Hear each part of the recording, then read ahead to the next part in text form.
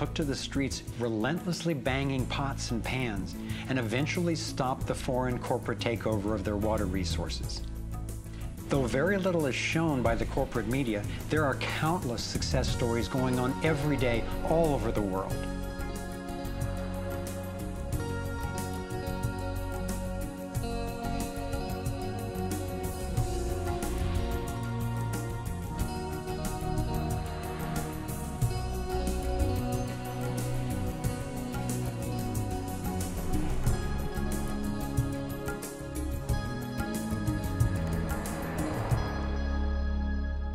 I wasn't willing to make this film until I knew there were responses that are a match for the crisis. And now the power of the internet enables us to share the breadth and the depth of this research. We've spent years creating a vast website, thrivemovement.com, that brings it all together and makes the information and what we can do about it accessible to everyone.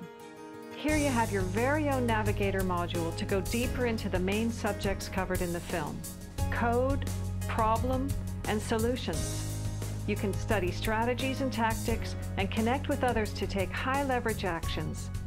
Every fact stated in this film has been independently verified, and the reference is on our website. This sector navigator facilitates whole systems thinking that recognizes that actions in one area impact all the others. The center of the sector navigator is worldview, because it determines how we experience everything that happens within and around us. In every sector, you'll find critical issues, resources, group strategies, and individual actions to peacefully and productively affect real change. Our resource tree will link you to the people, organizations, and media that we most recommend to help you get more fully educated and engaged. I was encouraged to find that there are a minimum number of actions which, working together, can tip the scales. It's not endless. Once we see the big picture, we'll look at what each of us can do to help accomplish it. Let's take a look at the strategic antidotes to their economic domination.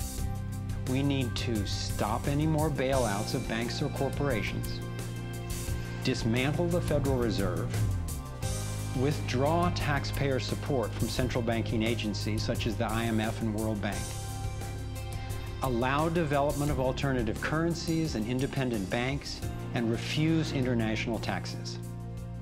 My main emphasis is on solutions in the US, because that's what I know best. But just as the predicament is global, so are the principles on which the solution strategies are based. Here are some tactical actions that we can take as individuals that don't take much time or money to make a real difference right now. Get informed, speak up, and connect with others. Bank locally. When we move our money out of the big centralized banks and into locally owned banks and credit unions, we defund the problem and fund the solution all in one move. Buy and invest responsibly. Every dollar you spend sends a message.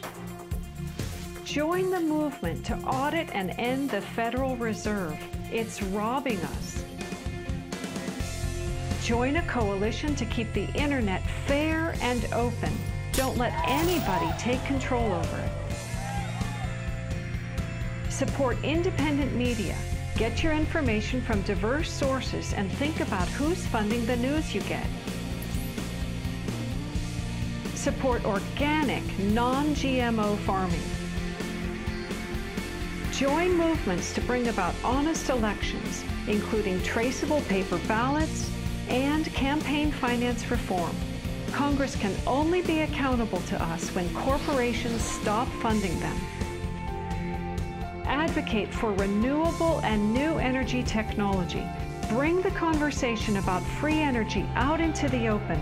It will transform the power dynamic on this planet faster than anything in recorded history. Sign up for critical mass actions.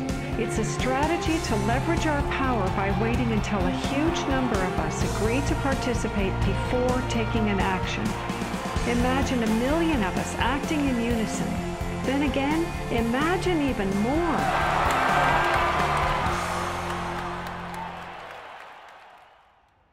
I've been inspired by how many grounded solutions and real-life problem solvers there actually are. Akila Sherrills is one person whose work especially touched me. He helped broker a gang truce between the Crips and Bloods. One of the things that we discovered in the process of waging peace in the neighborhood was that conflict is healthy. You know, it's unresolved conflict that actually leads to violence. When we first launched the peace treaty, we had a lot of success in our first year. Gang homicides dropped 44% in the neighborhood based upon our actions. Akila describes what happened when two rival gang leaders finally met after the truce.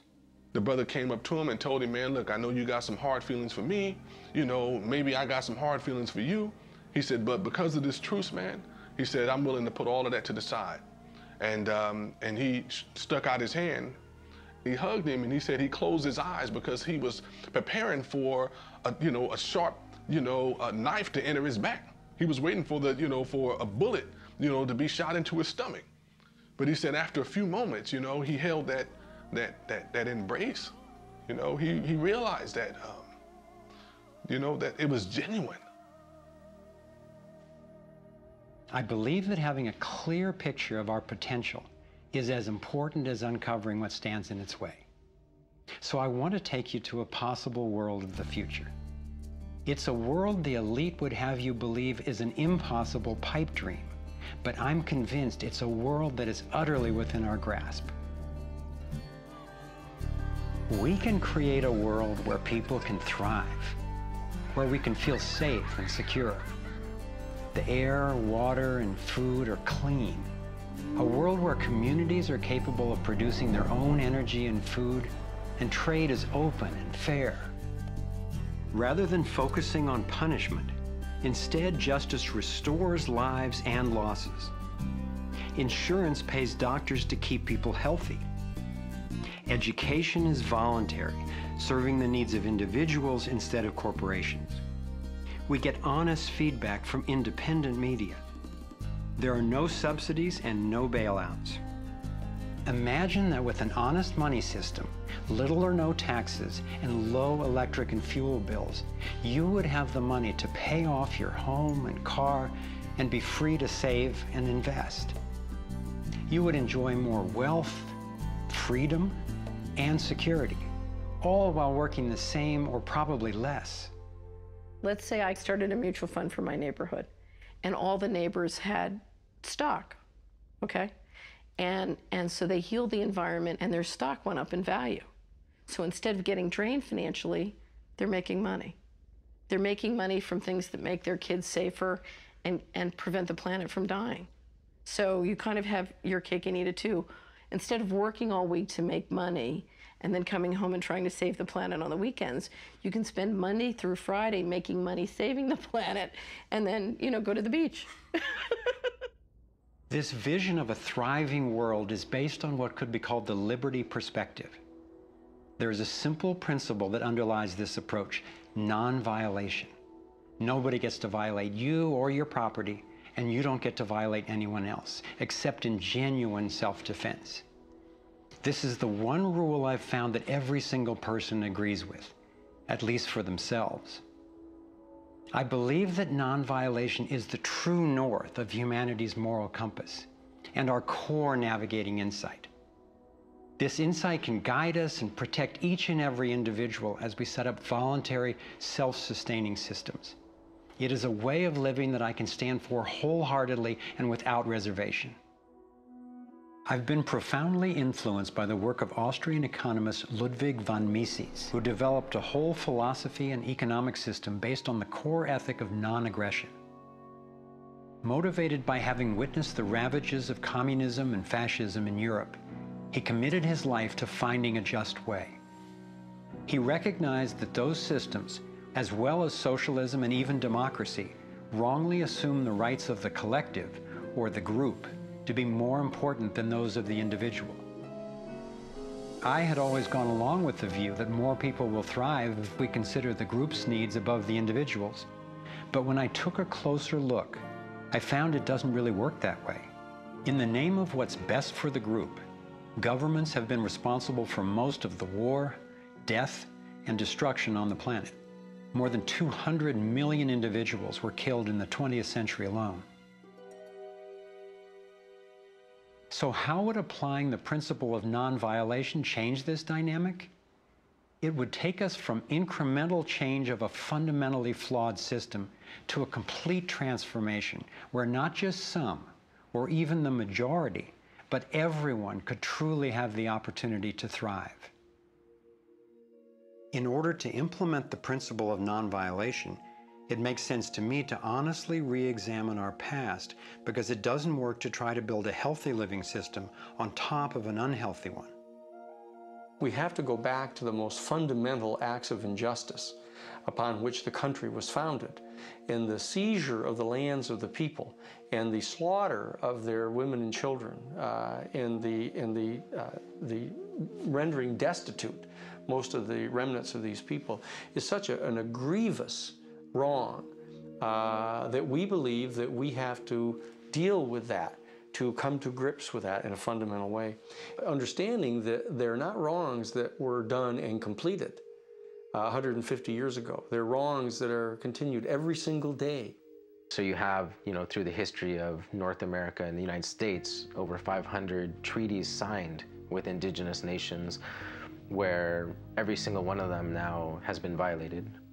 You have, in fact, a tremendous amount of wealth having been generated from indigenous people's lands and resources, and billions of dollars every year still being generated by corporations and European nations based on the continued exploitation of indigenous people's lands and resources. If we didn't have large corporations, if we didn't have Western governments defining how you and I were to relate to each other, living here in North America now together, how would we relate to one another? How would we make it different? It's going to take time and courageous effort to shift the consciousness and accomplish the tasks that will move us toward the world I'm talking about. And yet I know of no greater gift that we could give to future generations. We can't do everything at once. I envision 3 overlapping stages of the solutions process. In stage 1, we bring as much integrity as possible to our current systems. If we cut the US military budget in half, it would still roughly equal the defense spending of the entire rest of the world. Between that and getting rid of the Federal Reserve, over $1 trillion a year would be freed, enough to feed everyone on our planet, deal with social issues, and heal our environment. Many people believe that widespread starvation and poverty are inevitable, but compared to war, eliminating poverty and restoring the environment are cheap. According to Lester Brown's Earth Policy Institute, it would take under $200 billion a year to restore the Earth's environment and meet global social goals.